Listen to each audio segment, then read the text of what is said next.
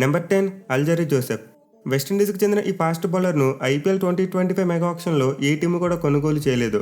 ₹2 కోట్ల బేస్ ప్రైస్తో వచ్చిన అతను అన్సోల్డ్గా వెళ్ళిపోయాడు. సో గత ఏడాది మినీ ఆక్షన్లో చూసుకుంటే ఈ ప్లేయర్కు చాలా పెద్ద అమౌంట్ వచ్చింది. ఆర్సీబీ టీం 11 కోట్ల కంటే ఎక్కువ ఖర్చు పెట్టి ఈ ప్లేయర్ను తీసుకున్నారు. బట్ ఏడాది చూసుకుంటే మాత్రం కంప్లీట్లీ రివర్స్ అయిపోయింది. ఐపీఎల్ 2024లో బాగా పెర్ఫామ్ చేయకపోవడం వల్ల ఈసారి అతన్ని ఏ టీము కూడా కొనుక్కోలేదు. నెంబర్ 9 మయాంక్ అగర్వాల్. మన టీమిండియాకి చెందిన స్టార్ ఓపెనింగ్ బ్యాట్స్మెన్ కూడా ఆక్షన్లో అన్సోల్డ్గా వెళ్ళిపోయాడు. మెయిల్ ఐపీఎల్ 2024 వరకు అతనికి ఎస్ఆర్హెచ్ టీం ₹8 కోట్ల కంటే ఎక్కువ శాలరీ ఇచ్చింది. బట్ అతని పెర్ఫార్మెన్స్ మాత్రం లాస్ట్ 2 ఇయర్స్లో పెద్దగా బాగాలేదు. దీంతో అతను ₹1 కోటి బేస్ ప్రైస్తో ఆక్షన్లోకి వచ్చినప్పటికీ ఈ టీము కూడా అతని మీద ఇంట్రెస్ట్ చూపించలేదు. Number 8 Steve Smith. ఆస్ట్రేలియాకి చెందిన ఈ స్టార్ బ్యాట్స్మెన్ గత ఏడాది ఐపీఎల్ ఆక్షన్లో పార్టిసిపేట్ చేయలేదు. బట్ ఈసారి చూసుకుంటే మెగా ఆక్షన్ కోసం తన పేరును నమోదు చేయించుకున్నాడు. బట్ ఎనివే ఆక్షన్లో అయితే ఏ ఫ్రాంచైజ్ కూడా స్టీవ్ స్మిత్ను కొనేందుకు ముందుకు రాలేదు. ₹2 కోట్ల బేస్ ప్రైస్తో వచ్చిన అతను అన్సోల్డ్గా మిగిలిపోయాడు. అండ్ దీనికి one of the main reasons అతను రీసెంట్గా మంచి ఫామ్లో లేడు. అలాగే అతని గేమ్ ఐపీఎల్కి సూట్ అవుతుంది కాబట్టి ఏ ఫ్రాంచైజ్ కూడా అతను కొనేందుకు ఇంట్రెస్ట్ చూపించలేదు. నెంబర్ 7 సర్ఫరాజ్ ఖాన్. మన టీమిండియాకి చెందిన ఈ యంగ్స్టర్ రీసెంట్గా న్యూజిలాండ్తో సిరీస్లో ఒక సెంచరీ కొట్టాడు. దీంతో అతను మెగా ఆక్షన్లో ఒక హాట్ పిక్గా మారే ఛాన్స్ ఉందని చెప్పి చాలామంది ఎక్స్పెక్ట్ చేశారు. కానీ అతనైతే ఏ ఫ్రాంచైజ్ కూడా కొనుక్కోలేదు. ₹75 లక్షల బేస్ ప్రైస్తో వచ్చిన అతను ఆక్షన్లో అన్సోల్డ్గా మిగిలిపోయాడు. కానీ ఇంట్రెస్టింగ్ ఫ్యాక్ట్ ఏంటంటే ఈ ఆక్షన్లో అతను తమ్ముడు అమ్ముడైపోయాడు. ₹30 లక్షల బేస్ ప్రైస్తో వచ్చిన ముషీర్ ఖాన్ను పీబీకేఎస్ టీం కొనుగోలు చేసింది. Number 6 Kane Williamson. న్యూజిలాండ్కి చెందిన ఈ స్టార్ బ్యాట్స్మెన్ అయితే ఐపీఎల్ 2025 మెగా ఆక్షన్లో అన్సోల్డ్గా వెళ్ళిపోయాడు. ₹2 కోట్ల బేస్ ప్రైస్తో వచ్చిన అతన్ని ఏ ఫ్రాంచైజ్ కూడా కొనుక్కునేందుకు ముందుకు రాలేదు. అండ్ దీనికి ఆబ్వియస్ రీజన్ అతను ఐపీఎల్లో రెగ్యులర్గా ఆడట్లేదు. అలాగే రీసెంట్గా ఫామ్ కోల్పోయి ఇంజరీస్ కూడా ఎక్కువగా గురవుతున్నాడు. సో స్టీవ్ స్మిత్ లానే కేన్ విలియమ్సన్ కూడా అన్సోల్డ్గా మిగిలిపోయాడు. Number 5 Jonny Bairstow. ఇంగ్లాండ్కి చెందిన ఈ స్టార్ వికెట్ కీపర్ బ్యాట్స్మెన్ ఆక్షన్లో అన్సోల్డ్గా వెళ్ళిపోతాడని చెప్పి ఎవరు ఎక్స్పెక్ట్ చేయలేదు. ఎందుకంటే ఇతను T20 ఫార్మేట్లో చాలా డేంజరస్ ప్లేయర్. ఇన్ఫాక్ట్ ఐపీఎల్ 2024లో ఒక సెంచరీ కూడా కొట్టాడు. బట్ ఎనివే రీసెంట్గా అతని ఫామ్ అయితే అంత మంచిగా లేదు. ఈవెన్ ఈ ఏడాది ఐపీఎల్లో సెంచరీ కొట్టినప్పటికీ కన్సిస్టెంట్గా రాణించలేకపోయాడు. దీనివల్ల ₹2 కోట్ల బేస్ ప్రైస్తో ఆక్షన్లోకి వచ్చిన జానీ బెయిర్స్టో అన్సోల్డ్గా మిగిలిపోయాడు. Number 4 Daryl Mitchell. న్యూజిలాండ్కి చెందిన ఈ స్టార్ ఆల్రౌండర్ గత ఏడాది ఆక్షన్లో జాక్పాట్ కొట్టాడు. సిఎస్కే టీం అతను ₹14 కోట్ల కంటే ఎక్కువ పెట్టి కొనుగోలు చేసింది.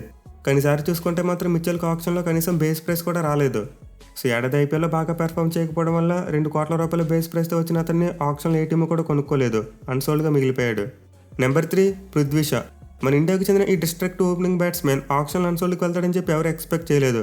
పైగా ఐపీఎల్లో కూడా చాలా సందర్భాల్లో బాగా రాణించాడు. సో ప్రస్తుతానికి అతను ఫామ్లో లేకపోయినప్పటికీ ఏదో ఒక ఫ్రాంచైజ్ తీసుకుంటుందేమో అనుకున్నాం. బట్ పృథ్వీ షా కోసం ఏ ఫ్రాంచైజ్ కూడా బిడ్డింగ్ చేయలేదు. కేవలం ₹75 లక్షల బేస్ ప్రైస్తో ఆక్షన్లోకి వచ్చినప్పటికీ అతను అన్సోల్డ్గా మిగిలిపోయాడు. సో ఇదైతే నిజంగా యంగ్స్టర్కి ఒక పెద్ద సెట్ బ్యాక్ అని చెప్పుకోవాలి. మెయిన్లీ రీసెంట్గా అతను ఫిట్నెస్ విషయంలో చాలా సమస్యలు ఎదుర్కొంటున్నాడు. ఈవెన్ ముంబై క్రికెట్ అసోసియేషన్ కూడా అతని టీం నుండి తీసేసిందే. సో పృథ్వీ షా కెరీర్ అయితే ఇప్పుడు చాలా డౌన్ ఫాల్లో ఉంది. చూడాలి మరి దీని నుంచి అతను ఎలా బౌన్స్ బ్యాక్ అవుతాడు అనేది. నెంబర్ 2 శార్దుల్ ఠాకూర్. మన టీమిండియాకి చెందిన ఈ పేస్ బౌలింగ్ ఆల్రౌండర్ సర్ప్రైజింగ్లీ ఆక్షన్లో అన్సోల్డ్గా వెళ్ళిపోయాడు. సో ₹2 కోట్ల బేస్ ప్రైస్తో ఆక్షన్లోకి వచ్చిన అతనికి చాలా మంచి డిమాండ్ ఉంటుందేమో అనుకున్నాం. ఎందుకంటే అతను ఒక చాలా మంచి యూటిలిటీ ప్లేయర్. కానీ షాకింగ్లీ మెగా ఆక్షన్లో ఏ ఫ్రాంచైజ్ కూడా అతని మీద ఇంట్రెస్ట్ చూపించలేదు. ఈవెన్ చివరిగా 2సారి ఆక్షన్లోకి వచ్చినప్పుడు కూడా ఏ ఫ్రాంచైజ్ అతని మీద ఇంట్రెస్ట్ చూపించలేదు. సో ఏడాది మెగా ఆక్షన్లో అన్సోల్డ్గా వెళ్ళిపోయిన ప్లేయర్స్లో శార్దుల్ ఠాకూర్ పేరు one of the biggest names అని చెప్పుకోవచ్చు. Number 1 David Warner. ఆస్ట్రేలియాకి చెందిన ఈ ప్లేయర్ ఐపీఎల్లో క్రియేట్ చేసిన రికార్డుల గురించి నేను ప్రత్యేకంగా చెప్పనవసరం లేదు. ఇన్ఫాక్ట్ ఇప్పటికీ వార్నర్ ఐపీఎల్లో one of the most successful బ్యాట్స్మెన్గా ఉన్నాడు. సో ఆల్మోస్ట్ ప్రతి సీజన్లో కన్సిస్టెంట్గా రన్ స్కోర్ చేసే వార్నర్ ఈ ఏడాది కాస్త తడబడ్డాడు. దీంతో ఢిల్లీ టీం అతను ఆక్షన్లోకి రిలీజ్ చేసింది. బట్ ఎనివే వార్నర్ కొన్న పొటెన్షియల్కు ఖచ్చితంగా మెగా ఆక్షన్లో అమ్ముడవుతాడేమో అనుకున్నాం.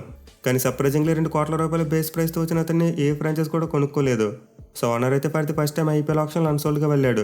ప్రీవియస్గా అతను ఇప్పుడు ఆక్షన్లోకి వచ్చిన చాలా పెద్ద అమౌంట్తో టీమ్స్ కొనుక్కునేవి. కానీ ఈసారి చూసుకుంటే మాత్రం వార్నర్ బ్యాడ్ లక్. ఈ టీము కూడా అతను కొనుక్కోలేదు. అన్సోల్డ్గా మిగిలిపోయాడు.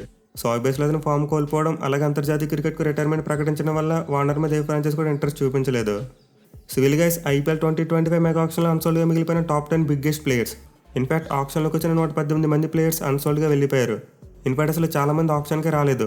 మెయిన్లీ జేమ్స్ ఆండర్సన్ యాక్సలరేటెడ్ ఆక్షన్లోకి తీసుకురామని చెప్పి ఏ ఫ్రాంచైజ్ కూడా కోరుకోలేదు. దీంతో అసలు అతను హ్యామర్ కిందకే రాకుండా అన్సోల్డ్ ప్లేయర్గా మిగిలిపోయాడు.